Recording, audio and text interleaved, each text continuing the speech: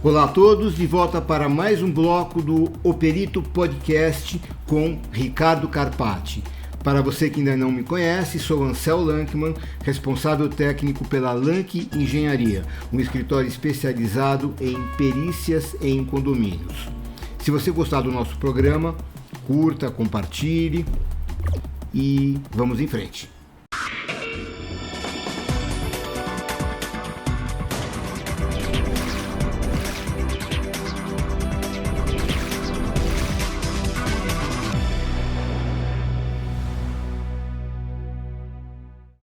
Ricardo, dentro do nosso podcast de hoje, que trata de relações interpessoais, relações humanas dentro de condomínios, falamos muito sobre ruídos de crianças, ruídos provocados por cachorros, e a gente tem na nossa gíria condominial, vamos dizer assim, os 3 Cs, que é as maiores fontes de problema. Eu até te falei que tem um quarto, né? Que tem um quarto C.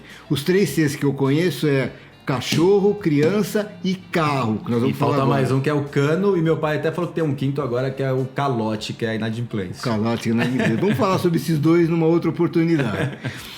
Sobre carros, conflitos em garagens, que também é um problema muito grave e até certo ponto frequente. Né? A primeira coisa que a gente tem que se ligar quando o assunto é garagens é a questão do tamanho das vagas. Sim. Porque a legislação é ultrapassada, os carros cresceram muito. A gente tem em garagens hoje muitos carros que não são propriamente carros de passeio, né? Exatamente, a gente tem hoje aqueles picapes, quer dizer, parece que as pessoas gostam de carros gigantescos, até carros rurais, né? Que são vocados para rurais dentro de unidades, dentro dos condomínios. E a gente sabe que tem vagas PMG, né? E mesmo nessa G, muitas vezes esses carros já não cabem direito. E como é que a gente resolve isso? Não resolve. Corta o carro no meio. Corta o carro no meio. É uma solução. Não, na verdade, o correto, Ansel, é cada um se adequar à vaga que tem direito. Se eu tenho uma vaga P, eu teria que me adequar dentro de uma vaga P. Se vai trocar de carro, ninguém vai fazer isso. Vamos lá, tem 2 tipos de vagas, né? Aquela que você está escriturada, então você comprou a unidade com aquela vaga, então você sempre vai ter aquela vaga. Então aquela vaga, seja ela PM ou G, você vai sempre vai saber o tamanho. Então você comprou o condomínio, o apartamento sabendo do tamanho da vaga de garagem que é sua, ok? E aí você tem que se adaptar a ela. Se ela é uma vaga pequena e não cabe um carro de grande porte, o correto é você trocar de carro. O problema ele se agrava naqueles condomínios que a vaga não é escriturada, você tem direito, por exemplo, a 2 vagas e tem o sorteio a cada 2 anos, por exemplo. E aí? Você cai numa G, daqui 2 anos você cai numa P. O carro que cabia na G não cabe na P, aí você vai ter que trocar de carro. Esse é um problema praticamente insolúvel. Mas se você falar de quem é o problema, é do morador, é do condômino. Ele comprou assim. Ele fez... É igual nos times de futebol lá que assinam o Campeonato Brasileiro e depois reclamam da regra. Eles aceitaram participar, a regra é essa, e é difícil você jogar essa responsabilidade na mão do síndico. Como que ele vai resolver esse problema? Vai mudar as vagas, aumentar as vagas? São poucos condomínios que te permitem manobras para que você tenha uma solução. Existem condomínios que você consegue solucionar com estudo, com uma modificação de demarcação, envolve uma questão também de aprovação com quórum qualificado. Existe. Mas são raros os que conseguem nesse caminho. E tem outros agravantes, né? Tem colunas dentro. Eu morava num condomínio que tinha uma coluna dentro da minha vaga. Eu não conseguia sair do carro. E aí, quando eu tive um filho pequeno, os caras falaram, não, se vira. Para o carro lá fora. Manda alguém descer e pegar seu filho, porque eu não conseguia sair da vaga. E aí, bom... Foram vários problemas, mas depois de 2 anos foi sorteado outra pessoa aí do conselho. E aí eles foram lá e fizeram resolveram o problema com a coluna. Mas a maioria dos problemas são insolúveis. E aí o morador vai ter que se virar com a questão do tamanho do carro. Há uma outra questão que em muitas convenções está lá escrito que o condomínio é formado de tantas unidades do tipo 1, do tipo 2, com direito a uma ou duas vagas, etc., com manobrista. Se coloca isso justamente para a construtora se isentar de responsabilidade com relação aos tamanhos. E se você cumprir como está a convenção e contratar o manobrista, obviamente o custo vai aumentar muito, né? Você não vai ter esses problemas que você está reclamando hoje. Não, mas aí, assim, se está na convenção, o certo é seguir a convenção. Ou modificar a convenção. E aí é necessário 2/3. A gente não quer manobrista porque é caro. Então vai se modificar a convenção. Tem um outro ponto, Ansel, que a gente falou muito de... A gente está falando de relações humanas, né? A questão de você trocar a vaga de garagem. Então o Ansel tem um Tikochenko, acho que é assim que chama, que é aquele carro pequenininho da Fiat, e o Ricardo tem uma Amarok. O Ansel tem uma vaga porque você sempre está melhor do que eu.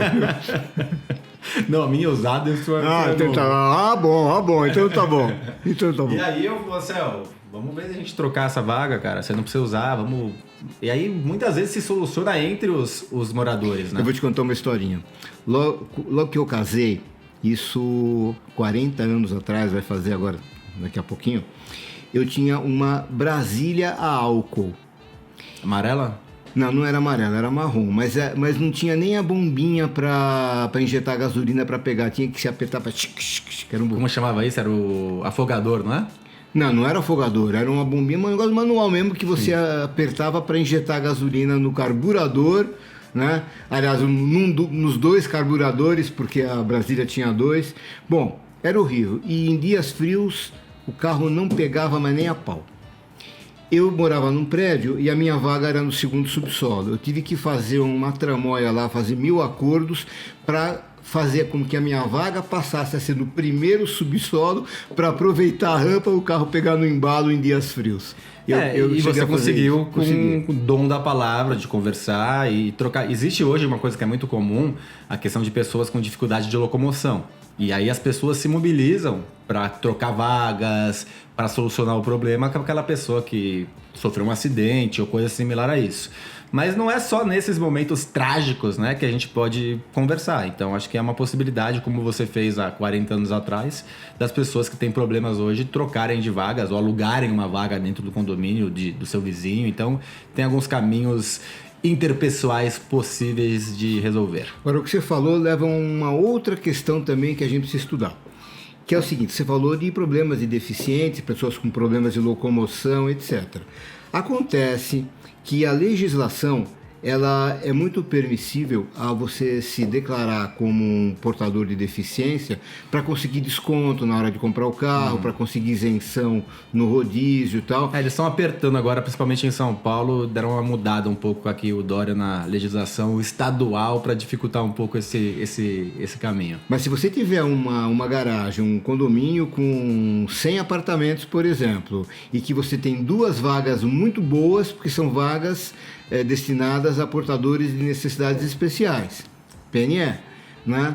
E se você colocar, olha, eu quero passar uma lista lá de quem são os portadores de necessidades especiais do condomínio, vai aparecer 50, porque vai vir com atestado... Mas aí tem que colocar assim, lembrando que o condomínio ele tem uma legislação interna, podemos dizer assim, a convenção, né? Não é uma legislação, mas a gente leva como se fosse uma legislação interna. E aí você pode, ou se não tiver na convenção, fazer uma assembleia para definir os critérios. Porque você hoje, como você falou, por exemplo, quem teve câncer de mama, hoje tem direito, se não falha a memória, a carteira especial de veículos. Mas não tem dificuldade de locomoção. Então, assim... Uma coisa é a lei que te dá uma isenção para alguma coisa para compra de carro. Outra coisa é você ter uma dificuldade. Quem tem um problema no braço, de encurtamento de força e tal, tem também essa, mas também não tem dificuldade de locomoção. Você está instituindo agora a perícia médica num condomínio eu acho que não é questão, a questão locomoção é locomover-se e não ter direito à carteira específica, são coisas diferentes. Então, eu já tive muita consulta de síndico nesse sentido. Mas o rapaz apresenta a carteira dele especial para comprar carro especial. Tudo bem, você lê a lei, ela é abrangente ali. E não quer dizer que essa pessoa tem dificuldade de locomoção. Ela pode ter tipo um câncer que não dá dificuldade de locomoção, um problema no braço, por exemplo. Então eu acredito que dificuldade de locomoção realmente é um cadeirante, uma pessoa que realmente você visualiza. Então assim, dificultar isso. Então você colocar, por exemplo, que é necessário um laudo médico, né? Colocando que essa pessoa realmente tem. E você vai dificultar, e aí o médico não vai qualquer médico colocar, o Ansel tem dificuldade de locomoção porque ele tem problema no braço, por exemplo. Então eu acho que não, óbvio que você não pode assumir, você fez uma brincadeira, você vai colocar o perito, não. Mas você vai colocar uma regra um pouco mais severa, aonde a pessoa tem que apresentar um laudo médico. Que todo mundo que tem dificuldade de locomoção tem um médico que o atende. Né? Então pegar esse médico e fazer um laudo. Mas mesmo assim é possível alguém burlar. Tudo é burlável. Os caras não tiraram, sei lá, toda hora entram em sites, sites até da polícia dos Estados Unidos, não sei o que, acontece. Então assim, no Facebook, tudo é burlável, mas você tem que diminuir o nível de possíveis formas de burlar. Ora, Ricardo, o síndico tem autonomia para ele remarcar essas vagas? Ou então o síndico tem autonomia para aplicar a convenção? Não, a convenção diz que é com o manobrista, então vocês estão brigando muito? Tá, então eu vou contratar um manobrista amanhã. Para remarcar, não. Para remarcar é necessário... Eu nem sei o quórum, para te falar a verdade, que é necessário... Depende da convenção. Porque você, na verdade, pode ser uma mudança de destinação, né? Porque você vai ter um lugar que não tem uma vaga para um outro lugar que teria uma vaga. Então, pode ser que seja até unanimidade nesse caso. Verdade. Então, ele não tem essa autonomia de jeito nenhum. Sobre a questão de que você me perguntou... Aplicar a convenção e contratar direto um manobrista. Na verdade, ele não é um, são 3, né? Porque é período integral, né? Na verdade, ele teria a obrigação, não era nem autonomia, ele teria a obrigação. O que acontece é que muitas vezes o condomínio não cumpre a obrigação. Se na convenção está escrito tem que ler a convenção, né? Ou pode ter, aí não. Mas tem que ter, ele tem a obrigação de contratar ou de alterar aquela convenção. Ricardo, mas então eu vou entrar no condomínio, vou colocar e pronto e vou aumentar em 30 mil reais o custo? Não é bom senso. Chama-se uma assembleia, explica e fala, vou contratar ou a gente vai mudar a convenção. E aí, para mudar a convenção, precisa de um trabalho porque é necessário 2/3 de quórum qualificado. Bom, tudo vai recair no caso, então, da boa vontade das pessoas, do bom senso, de saber entender e também da capacidade de convencimento do síndico. Eu falo que um dos pontos importantes do síndico é a capacidade de persuasão, né? Persuasão muitas vezes é levado para algo negativo, mas nem sempre ele pode ser usado de maneira positiva, como no caso de você explicar a necessidade de contratação ou de gasto de algo que vai ser saudável para o condomínio. Então ele tem que ter uma capacidade de persuasão para algo positivo, direcionando seus condôminos. Eu já fui em muitas assembleias a convite de síndicos para explicar a necessidade de uma determinada obra, por que a manutenção preventiva naquele caso era muito mais interessante do que esperar o negócio quebrar e virar corretiva, né? Ele terceirizou a persuasão com um excelente comunicador e engenheiro. Bondade sua. Não, mas é verdade. De repente, não é só no meu caso. Tem outros. A gente sempre, desculpa te interromper, eu sempre falo que quando entra em áreas que são leigas, por exemplo, eu faria a mesma coisa, eu não sou engenheiro. Eu preciso falar de manutenção de preventiva, vai ter um custo excessivo, eu vou chamar um engenheiro especializado. Então eu tenho que chamar assim o especialista para poder demonstrar mais confiabilidade e sobre o que você quer implementar. Você cometeu um ato falho agora. Quando você falou que você não é engenheiro, eu senti que você movimentou o braço como quem fosse dar uma batidinha na madeira para dizer graças a Deus que eu não sou engenheiro. Saiu com vaca. Mas isso vale para qualquer atividade técnica. De repente, se você tem uma questão jurídica, traz o advogado para explicar o porquê daquilo. E assim por diante, né? Inclusive, eu conheço uma arquiteta, por exemplo, que ela é especialista em planejamento de garagens. Sim, né? Ela pode mostrar a necessidade de uma remarcação, de um acordo geral para que as coisas... Importantíssimo. Sempre chame um especialista para algo que você queira mudar dentro do condomínio. Já já nós vamos ter a dica do especialista que é você, daqui a pouquinho. Tá? Chegou mais uma pergunta. Vamos lá.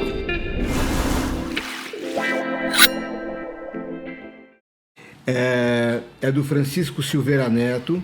Ele pergunta: Ansel, em relação aos quadros elétricos na garagem, existe alguma norma que especifique a distância entre a vaga e o quadro, a fim de que a porta do quadro possa abrir sem que o carro, quando estacionado, atrapalhe a abertura? O que ele quer dizer aqui, pelo que eu entendi, é que se o carro estiver estacionado, tem que conseguir abrir. Ele não vai conseguir abrir a porta. Então, se existe alguma norma. Essa pergunta eu vou encaminhar para o Ismael Rezende, que é o... Grande Ismael. O grande Ismael, é o pequeno grande Ismael. Né? Ele é um cara especialista nisso. Eu vou deixar para ele responder isso aqui. Tá com você, Ismael. Vamos lá à questão do internauta, que é o senhor Francisco Silvério Neto.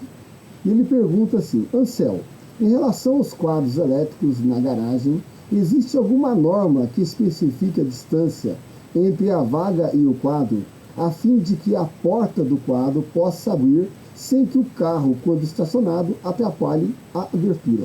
Muito legal essa pergunta, porque realmente lá na norma NBR 5410, que é de instalações elétricas de baixa tensão, ela tem um item específico sobre este assunto, né, que está lá na tabela 27, relacionado a distâncias mínimas a serem obedecidas nas passagens destinadas à operação e ou manutenção, quando for assegurada proteção parcial por meio de obstáculos. E ela relaciona o quê?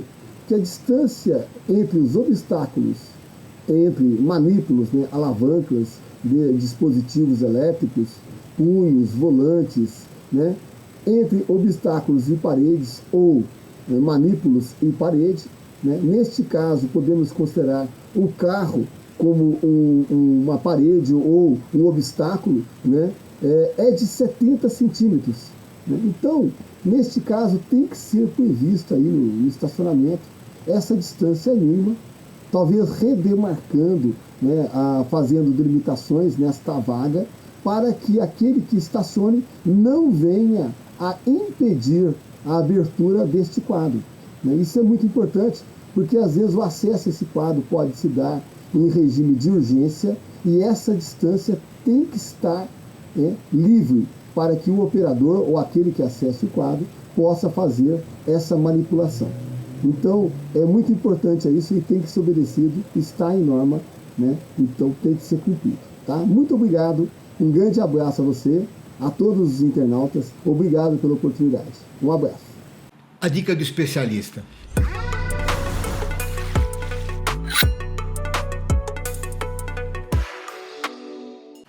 A dica é o seguinte: você vai mudar algo no seu condomínio, introduzir algo no seu condomínio, um serviço, um produto, algo diferente, traga para a Assembleia um especialista para explicar, para ele ter a capacidade e a confiança dos demais de que aquilo é necessário.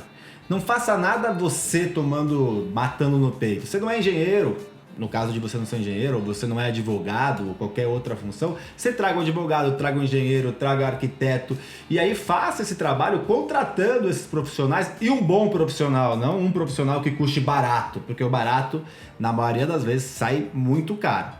Eu tive problemas na minha vida que eu tive que solucionar com advogados. Eu não fui atrás do advogado mais barato. Eu vou no advogado que vai solucionar o meu problema, mesmo que às vezes custe 20 vezes aquele preço. Não é o caso de um condomínio. Mas o melhor é um especialista no melhor custo-benefício. Fica a dica. Perfeito. Bem, chegamos ao final do terceiro bloco e do nosso O Perito Podcast de hoje. Se gostou, compartilhe, dê sua curtida, dá o joinha. Siga o canal. Siga o canal, clica no sininho se você quiser receber notificações. Ricardo, muito obrigado. Você não sabe, mas todo participante do programa ganha a caneca do programa O Perito. Agora sim. Você pode levar essa para casa que já está em boas mãos. Te agradeço muito, obrigado, e a câmera está aberta para as suas considerações finais. Minhas considerações são: Ansel é um cara incrível, um engenheiro espetacular, um perito espetacular, mas acima de tudo um ser humano que eu gosto muito. Eu tenho poucos amigos nesse segmento e você com certeza é um deles. Então, obrigado. Obrigado, Ansel. Ótimo. E até a próxima. Nos vemos logo.